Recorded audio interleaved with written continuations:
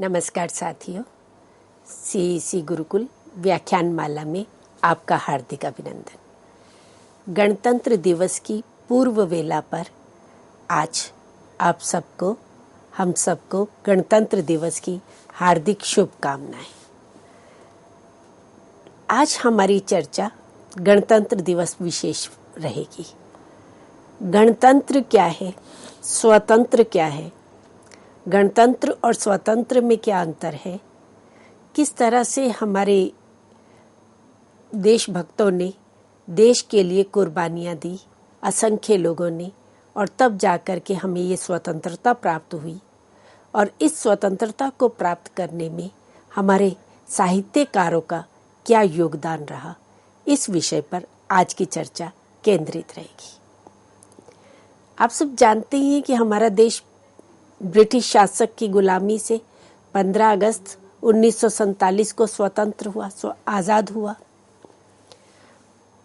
और 26 जनवरी 1950 को हमारा संविधान आया। तो 1947 में देश स्वाधीन तो हो गया, डिपेंडेंस स्टेट तो बन गई, पर स्वतंत्र नहीं हुआ। उसके पीछे कारण क्या है? देश को हम स्वतंत्र क्यों नहीं कह सकते? स्वतंत्र, अपना तंत्र, अपनी व्यवस्था, अपना शासन, अपना कानून, वे अभी तब तक नहीं बन पाया था।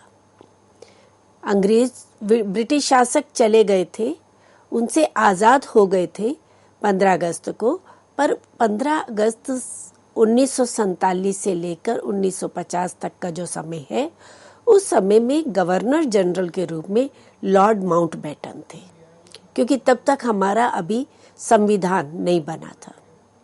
तो संविधान न होने के कारण अभी पूर्ण रूप से हम स्वतंत्र नहीं हुए थे।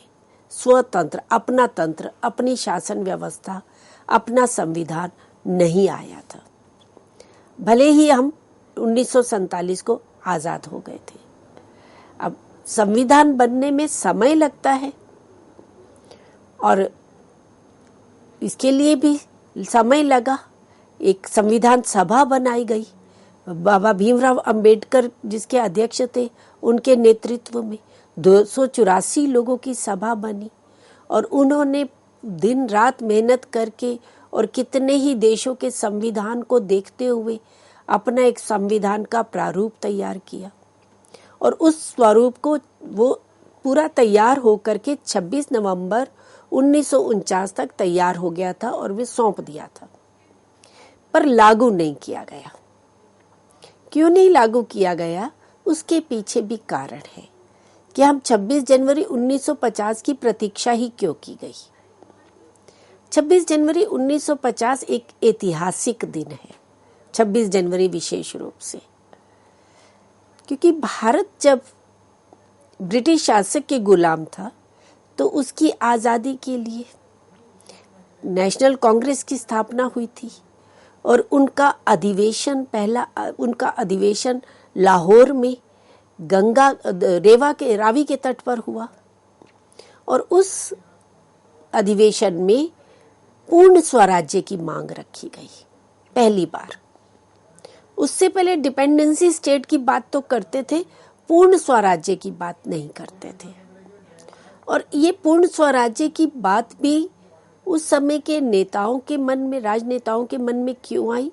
लाला लाजपत राय की जिस तरह से हत्या की गई, जिस तरह से उनकी शहादत हुई, तो उससे पूरा देश क्रोध में भी आ गया और बौखला भी गया। लाला लाजपत राय, जो पंजाब केसरी के नाम से जाने जाते हैं, उस समय के सभी क्रांतिकारी युवाओं के वे प्रेरणा स्रोत बने। उनका एक ही नारा था मुख्य रूप से, अंग्रेजों वापस जाओ। और उस समय साइमन कमीशन आया था, जिसमें वो कमीशन बना तो भारत के रिफॉर्म के लिए था, भारत के सुधार के लिए बना था, परंतु उसमें भारत का एक भी प्रतिनिधि नहीं था। भारत की क्या समस्याएं हैं, उनके सुधार के लिए क्या किया जा सकता है, उसमें ऐसा कुछ भी नहीं था। और वह कमीशन जो था, वो पूरी तरह से भारत की जनता के विरोध में था। तो इसीलिए लाला लाजपत राय ने उस साइमन कमीशन का भरपूर विरोध किया और उनको लाठियों से पीट पीट करके उनकी हत्या कर दी गई। और इसका प्रभाव आम जनता पर, नेताओं पर इतना पड़ा कि उन्होंने कहा नहीं, अब ब्रिटिश शासक से पूर्णता या मुक्ति की आवश्यकता है। और इसीलिए 31 दिसंबर 2019 को कांग्रेस में पूर्ण स्वराज्य की मांग रखी गई कि अब हम डिपेंडेंसी स्टेट नहीं बनेंगे, हमें पूर्ण स्वराज्य चाहिए, पूरी तरह से पूरा अपना अधिकार, पूरा भारत का अधिकार होना चाहिए। और वहीं उन्होंने निश्चित कर लिया 26 जनवरी 1930 का दिन कि इस दिन से हमारा देश जो है वो स्वाधीन हो जाएगा, स्वतंत्र हो जाएगा, पूर्ण स्वराज्य हो जाएगा। और वहीं तिरंगा फहराया गया। तो 26 जनवरी 1930 के दिन को उन्होंने उस समय पूर्ण स्वराज्य घोषित कर दिया। यद्यपि तब स्वतंत्रता प्राप्त नहीं हुई, आज़ादी नहीं मिली, पर 30 के बाद निरंतर आज़ादी के लिए प्रयास बढ़ गए। अधिक से अधिक राजनेता भी, जनता भी अंग्रेजों के विरुद्ध विद्रोह में खड़ी हुई, क्योंकि प्रथम विश्व युद्ध में जिस तरह से ब्रिटिश ने भारत के राजनेताओं को धोखा दिया था और उन्हें कहा था कि हम भारत के सुधार के लिए करेंगे, और उन्होंने उनकी एक भी बात नहीं मानी, तो ब्रिटिश शासकों पर बिल्कुल विश्वास नहीं रहा और पूरे प्राणपण से ठान लिया कि अब जैसे भी होगा हम देश को आज़ाद कराएंगे। तो वो 1930 26 जनवरी का जो दिन था वह 1950 में आकर के जब हमारा संविधान लागू हुआ, इसलिए वो 26 जनवरी का दिन ही निश्चित किया गया, क्योंकि ये एक ऐतिहासिक दिन था। इसी दिन को ही उन्होंने स्वीकार किया था देश की स्वतंत्रता के लिए, स्वराज्य के लिए, पूर्ण स्वराज्य की मांग। और बाल, लाल और पाल तीनों ही बड़े प्रसिद्ध हुए। बाल गंगाधर तिलक, जिन्होंने स्वराज्य हमारा जन्मसिद्ध अधिकार है का नारा दिया, विपिन चंद्र पाल, लाला लाजपत राय, जो अंग्रेजों को भारत छोड़ने के लिए निरंतर युवाओं को प्रेरित करते रहे, युवाओं के प्रेरणा स्रोत बने। तो इस तरह से 26 जनवरी 1950 को हमारा जब गणतंत्र लागू हो गया, तो गणतंत्र से अभिप्राय है जनता का तंत्र, गण का तंत्र, जनता का शासन जनता के लिए। और तब भारत सबसे बड़ा लोकतांत्रिक शासन बना और विश्व का सबसे बड़ा संविधान हमारा तैयार हुआ, जो 11 महीने और 18 दिनों में बनकर के तैयार हुआ। और इस संविधान को बनाने में अनेक विद्वान, अनेक राजनेता उसके साथ तन मन से जुड़े रहे। बाबा भीमराव अंबेडकर, सरदार पटेल, राजगोपालाचार्य, राजेंद्र प्रसाद आदि, जवाहरलाल नेहरू आदि, सभी नेता, सभी विद्वान इस संविधान को बनाने के लिए विभिन्न देशों के संविधानों को उन्होंने सामने रखते हुए और अपने देश की समस्याओं को, अपने देश की आवश्यकताओं को ध्यान में रखते हुए कानून बनाए। और वह संविधान आज भी पालन किया जाता है और हम अपने संविधान का सम्मान करते हैं। भले ही संविधान दिवस जो है वो नवंबर में मनाया जाता है, पर क्योंकि लागू 26 नवंबर को हुआ, तो इसीलिए आज हम अब इस संविधान को बने हुए 73 वर्ष पूरे हो चुके हैं और अब हम 74वां गणतंत्र दिवस मना रहे हैं। और जब गणतंत्र दिवस की बात आती है या स्वतंत्रता दिवस की बात आती है, तो हम अपने देश के प्रति एक गौरव का, स्वाभिमान का भाव से युक्त हो जाते हैं। देश के प्रति सम्मान से हमारा सिर झुक जाता है और विशेष रूप से हम स्वतंत्रता को प्रदान करवाने वाले, स्वतंत्रता दिलाने वाले और देश की स्वतंत्रता के लिए अपने प्राणों का न्यौछावर करने वाले अमर सेनानियों को याद करते हैं। सरोजिनी नायडू को, सरदार पटेल को, सरदार भगत सिंह को, सुभाष चंद्र बोस जी को, बाल गंगाधर तिलक को, जवाहरलाल नेहरू जी को, तो विभिन्न ने, झांसी की रानी जिन्होंने पहला स्वतंत्रता संग्राम जो 1857 की क्रांति हुई जिसमें उन्होंने अंग्रेजों के छक्के छुड़ा दिए। तो ऐसे अनेक अमर सेनानियों को याद करते हैं।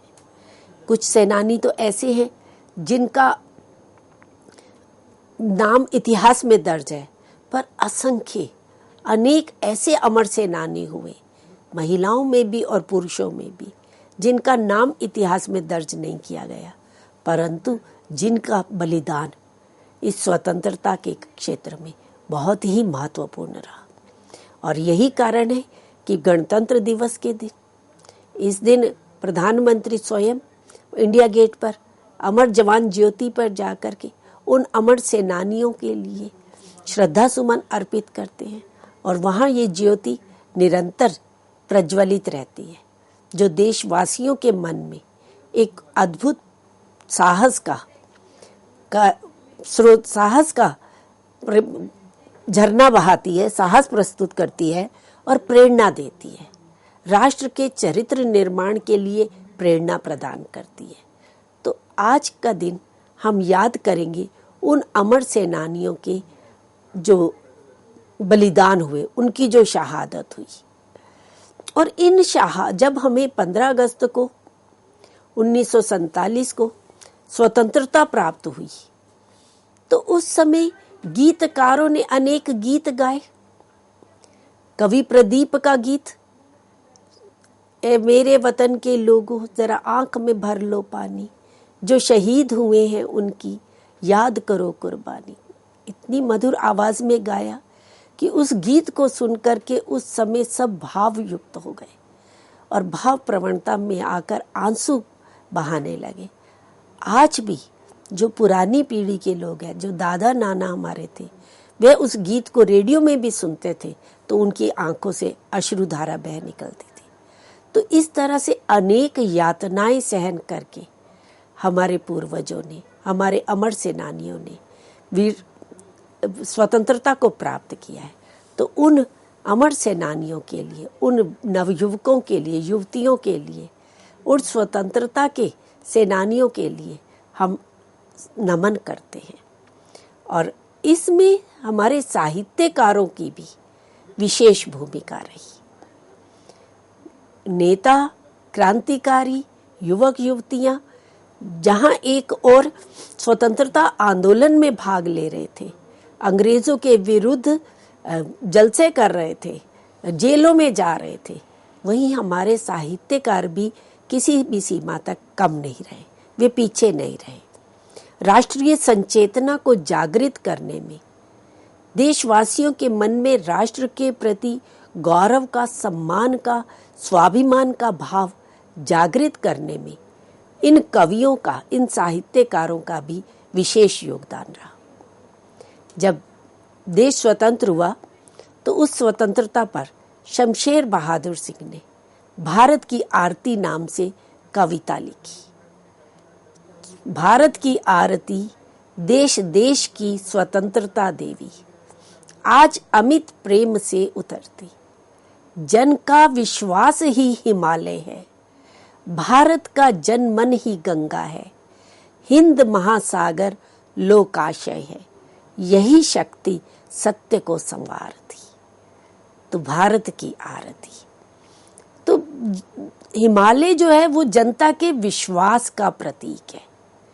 और जो गंगा बह रही है, ये गंगा नदी भारतवासियों के जन मन की प्रतीक है। महासागर, हिंद महासागर लोक आशय है। तो यही शक्ति सत्य का संवार करती है। तो भारत की आरती, इस तरह से एक लंबी कविता है, हमने आपके सामने एक छोटा सा स्टेंजा रखा है। तो स्वतंत्रता जब प्राप्त हुई 15 अगस्त 1947 को, उस समय शमशेर बहादुर सिंह ने ये कविता लिखी।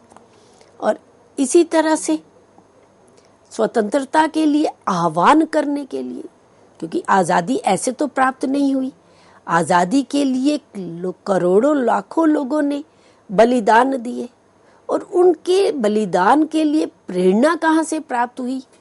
प्रेरणा प्राप्त हुई साहित्यिक कृतियों से, कविताओं से, कहानियों से, उपन्यासों से, पत्र पत्रिकाओं से। भारत की विभिन्न भाषाओं में ये लेख लिखे गए, साहित्य की रचना हुई। बंकिम चंद्र चटर्जी ने आनंद मठ उपन्यास की रचना की, जिसमें उन्होंने वंदे मातरम की। तो ये वंदे मातरम तो उस समय स्वतंत्रता का एक मंत्र बन गया, और आपस में जब भी मिलते थे एक दूसरे का अभिवादन करते थे तो वंदे मातरम कह करके अभिवादन करते थे, और इससे अंग्रेज चिढ़ते थे। एक वंदे मातरम कहने से अंग्रेजों के मन में भय का भाव भी जागृत होता था, परंतु साहित्यकार उस समय के डरे नहीं, घबराए नहीं, अपने कर्तव्य पथ से विमुख नहीं हुए और निरंतर साहित्य लेखन लिखने करने में लगे रहे।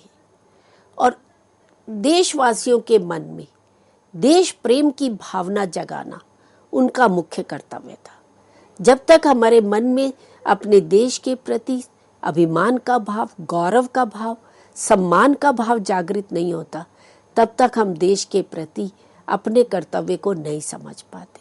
और ये कर्तव्य बोध हमारे साहित्यकारों ने उस समय किया, चाहे वे भारतेंदु युग का समय था या द्विवेदी युग का समय था, या देश की स्वतंत्रता के लिए छायावाद, प्रगतिवाद तक कविता। वे पूरी राष्ट्रीय आंदोलन से एक तरह से प्रेरित थी। और उसी समय में हिंदी को लेकर के भी बहुत चर्चा हुई कि कौन सी ऐसी भाषा हो जो पूरे राष्ट्र को एक सूत्र में जोड़ सके, जो विभिन्न प्रांतों में, विभिन्न राज्यों में अलग अलग रूप में अपने अपने स्तर पर क्रांति के लिए आगे बढ़ रहे थे, तो उनको परस्पर जोड़ने के लिए संपर्क सेतु के रूप में हिंदी भाषा को अपनाया गया। और न केवल हिंदी बेल्ट के नेताओं ने, अभी तो हिंदी इतर भाषियों ने भी हिंदी को अपनाया, और उन्होंने हिंदी में लेखन प्रारंभ किया खड़ी बोली में, जबकि उससे पहले साहित्य की भाषा, कविता की भाषा ब्रज और अवधी थी। परंतु यहीं से हिंदी एक संपर्क सेतु के रूप में आई और साहित्य की रचना हुई, और इसमें भारतेंदु का बहुत बड़ा योगदान रहा।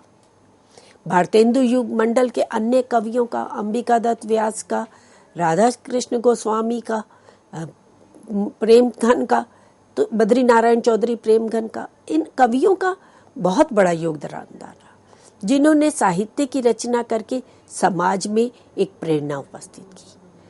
तो स्वतंत्रता के लिए आह्वान करना, ये इन कवियों का मुख्य उद्देश्य रहा। और इसमें हम बात करते हैं श्री राम नरेश त्रिपाठी जी, उत्तर प्रदेश जौनपुर के रहने वाले थे, जिन्होंने मिलन, पथिक, मानसी, स्वप्न आदि रचनाएं की। और इन्होंने भी ये भी राष्ट्रभक्ति से प्रेरित होकर के कविता संग्रह इनका निकला स्वतंत्रता पुकारती, और उसमें उनकी बड़ी प्रसिद्ध कविता रही स्वतंत्रता। और इस कविता में वे देशवासियों को स्वतंत्रता के लिए, पराधीनता की बेड़ियों से मुक्त होने के लिए प्रेरित करते हैं। वे कहते हैं, एक घड़ी की भी परवशता कोटि नरक के सम है, पल भर की भी स्वतंत्रता 100 स्वर्गों से उत्तम है। जब तक जग में मान तुम्हारा, तब तक जीवन धारा, जब तक जीवन है शरीर में, तब तक धर्म नहारा। तो इस तरह से पराधीनता को वो करोड़ों नरक के समान मानते हैं, और स्वतंत्रता को स्वर्ग से भी श्रेष्ठ मानते हैं। और स्वतंत्रता कैसी? पल भर की, और परवशता एक घड़ी की भी नरक के बराबर है। तो इस तरह से स्वतंत्रता के लिए युवकों का आह्वान करते हैं इस कविता में।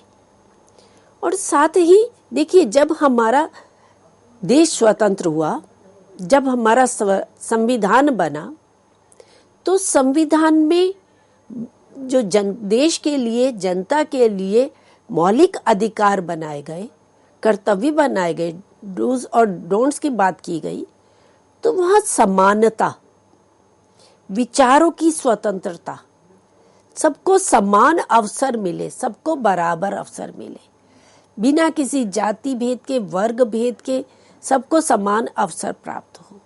तो संविधान में ऐसे नियम बने, और ये नियम किस लिए बनाए गए थे? क्योंकि ये हमारा स्वप्न रहा। सब बेड़ियों की दास्ता से मुक्ति थी, क्योंकि उससे पहले विचारों की स्वतंत्रता ही नहीं थी। आप अपने विचार अभिव्यक्त करने के लिए भी स्वतंत्र नहीं थे। लेखक कलम नहीं चला सकते थे, उनकी कलम पर प्रतिबंध था। प्रेमचंद की सोजे वतन जब्त कर ली गई, जला दी गई। तो जहां से भी ब्रिटिश शासकों को ये लगता था कि इस रचना से समाज में विद्रोह हो सकता है, समाज उनके लिए भी हानिकारक हो सकती है, तो उस रचना को ही वे जब्त कर लेते थे, जला दिया करते थे। तो विचारों की स्वतंत्रता नहीं थी, समानता का अधिकार नहीं था, दोयम दर्जे का माना जाता था, समान अवसर प्राप्त नहीं थे। तो संविधान में इन मौलिक अधिकारों की बात की गई, वहां इस पर पूरा एक नियम बनाए गए। और इसी विचार स्वातंत्र्य को लेकर, इसी समानता को, समान अवसर को लेकर के राम नरेश त्रिपाठी ने 19वीं शताब्दी में स्वतंत्रता से पूर्व ही ये सपना देखते हैं। वे कविता में कहते हैं, जब तक धर्म तभी तक सुख है, सुख में कर्म न भूलो, कर्म भूमि में न्याय मार्ग पर छाया बनकर फूलो, जहां स्वतंत्र विचार न बदले मन से आकर मुख में, बने न बाधक शक्तिमान जन, जहां निबल के सुख में। तो ये स्वतंत्रता, विचारों की स्वतंत्रता, ये हमारा मौलिक अधिकार है। और ब्रिटिश शासकों ने हमारे इस अधिकार का, हमारे विचारों को ही परतंत्र कर दिया था, विचारों पर ही अंकुश लगा दिया था। तो यही कहते हैं कि जो हमारे स्वतंत्र विचार न बदले मन से आकर मुख में। मन में तो हमारे विचारों की स्वतंत्रता है, पर मुख से बोल नहीं पा रहे। तो यही हमारे संविधान में आगे चल करके विचारों की स्वतंत्रता एक मौलिक अधिकार दिया गया। इसी तरह से सबको उन्नति का समान अवसर प्राप्त हो, किसी भी जाति का, किसी भी वर्ग का, किसी भी प्रांत का व्यक्ति हो, सबको समान अवसर प्राप्त हो। तो इसके लिए राम नरेश त्रिपाठी कहते हैं, निज उन्नति का जहां सभी जन को समान अवसर हो, शांति दायिनी निशा और आनंद भरा वासर हो, उसी सुखी स्वाधीन देश में मित्रों जीवन धारो, अपने चारु चरित से जग में प्राप्त करो फल चारो। तो हमारे यहाँ धर्म अर्थ काम मोक्ष, ये धर्म चतुष्टय की परिकल्पना है कि आप अर्थ कमाओ तो उसको भी धर्म युक्त होकर के, तो जग में प्राप्त करो फल चारों, चारों फल पुरुषार्थ चतुष्टय प्राप्त करो धर्म के साथ, और स्वाधीन देश में ही हम अपने जीवन को बिताए और हमारी रातें, हमारा दिन दोनों ही शांतिमय हो, आनंदमय हो। ऐसा स्वप्न, ऐसी परिकल्पना कवि करते हैं। इसी तरह से स्वदेश के प्रति स्वाभिमान जगाना ये अति आवश्यक था, क्योंकि भारत तो सोने की चिड़िया रहा, भारत विश्व गुरु रहा, और दूर दूर से अनेक देशों से अनेक शिक्षार्थी, अनेक स्कॉलर यहाँ तक्षशिला में, नालंदा में, विक्रम में शास्त्रार्थ के लिए आया करते थे, विद्या अध्ययन के लिए आते थे। और ऐसा समृद्ध देश जो पूरे विश्व को मार्ग दिखाता था, पूरे विश्व का पथ प्रदर्शक था, जिसकी संस्कृति इतनी उत्तम थी, परंतु वही देश विदेशी शासकों के निरंतर आक्रांताओं के आक्रमण के कारण पराधीन होता रहा और 1000 वर्षों तक गुलामी का मुख देखना पड़ा। तो अपने देश के प्रति स्वाभिमान जगाना आवश्यक था, तभी हम अपने देश को स्वतंत्र कराने के लिए आगे बढ़ सकते हैं। तो देशवासियों के मन में स्वाभिमान की भावना जगाने का कार्य उस समय साहित्यकारों द्वारा किया गया, कहानियों के माध्यम से, उपन्यासों के माध्यम से, और विशेष रूप से भारतेंदु युग में भारतेंदु ने स्वयं अनेक नाटकों की रचना की भारत दुर्दशा को लेकर के, वैदिकी हिंसा हिंसा ना भवती आदि। और इसी तरह से महावीर प्रसाद द्विवेदी जब आए तो द्विवेदी युग में जब उन्होंने सरस्वती पत्रिका का संपादन कार्य संभाला तो उस समय अनेक कवियों को इस तरह की देशभक्ति से प्रेरित कविता लिखने के लिए प्रेरित किया। और उसी युग में एक कवि हुए गया प्रसाद शुक्ल स्नेही, द्विवेदी युगीन कवि थे और इन्होंने ही हिंदी काव्य सम्मेलनों की प्रतिस्थापना की। स्वयं काव्य सम्मेलनों का आयोजन करते थे, कवियों को बुलाया जाता था और वहां देशभक्ति की कविता प्रस्तुत की जाती थी, उनके मन में भाव जागृत करते थे। त्रिशूल उपनाम से इन्होंने राष्ट्रभक्ति और जन जागरण की कविताओं का लेखन किया। अनेक सम्मानों से उपाधियों से विभूषित हुए, साहित्य सितारेंदु, साहित्य वारिधि, साहित्य वाचस्पति आदि। अब जब ये कविता लिखते थे, स्वदेश कविता इन्होंने जब लिखी, क्योंकि इन्होंने तो त्रिशूल नाम से लिखी, अब क्योंकि कविता में देश के प्रति अभिमान था, स्वाभिमान की भावना भरी हुई थी, तो अंग्रेज सरकार ढूंढने लगी कि कहाँ है ये त्रिशूल। और ये तो गया प्रसाद शुक्ल स्नेही थे, उपनाम से लिखते थे, तो उनकी इस कविता के कारण देशवासियों के मन में कैसा स्वाभिमान की भावना जागृत हुई। कहते हैं जो भरा नहीं है भावों से, बहती जिसमें रसधार नहीं, वह हृदय नहीं है पत्थर है जिसमें स्वदेश का प्यार नहीं। तो अगर स्वदेश के लिए प्यार नहीं है तो उस हृदय को वे पत्थर तुल्य कहते हैं कि हृदय में अपने देश के प्रति भाव होना चाहिए।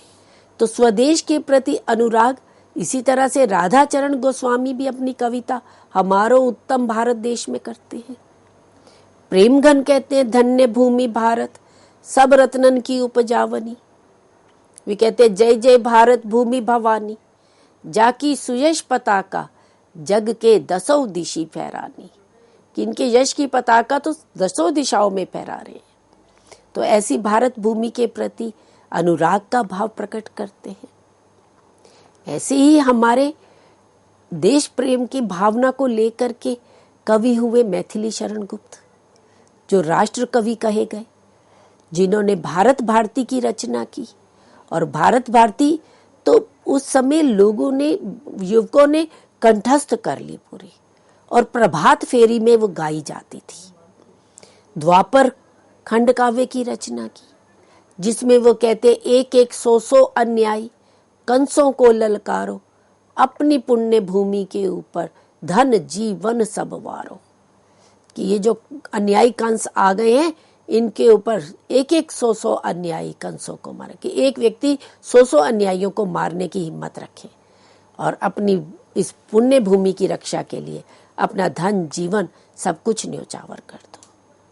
मैथिली शरण गुप्त ने भी अपने भारतवर्ष को के प्रति अभिमान का भाव, स्वाभिमान का भाव जागृत किया और कहा कि ये हमारा भारतवर्ष कैसा है, भूलोक का गौरव, प्रकृति का पुण्य लीला स्थल कहाँ, फैला मनोहर गिरी हिमालय और गंगा जल जहाँ, संपूर्ण देशों से अधिक किस देश का उत्कर्ष है, उसका की जो ऋषि भूमि है वह कौन, भारतवर्ष है।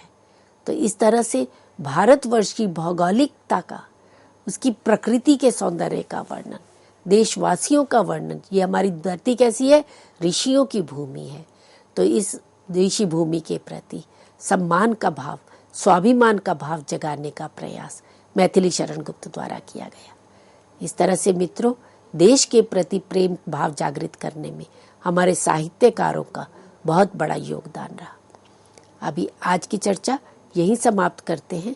अगले व्याख्यान में इस चर्चा को हम आगे बढ़ाएंगे। धन्यवाद।